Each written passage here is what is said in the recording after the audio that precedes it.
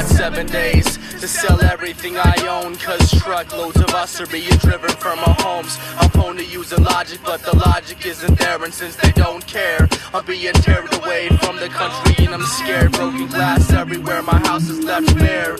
So I stare into the sky, asking why my heritage makes me a criminal. I've been beaten so hard, my senses are minimal. My country, 'tis of thee, is the song that I sing, but being led at gunpoint is so embarrassing.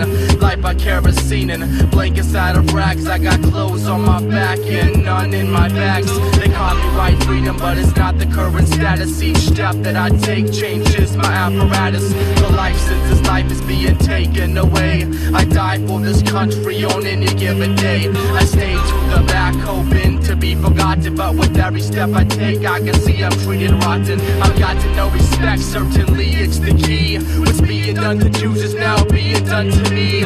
They'll fight for him, but they won't fight for me. Labeled American, but I'm not truly free. I see the rising sun, my flag is stars and stripes. Yellow-skinned American really has no rights.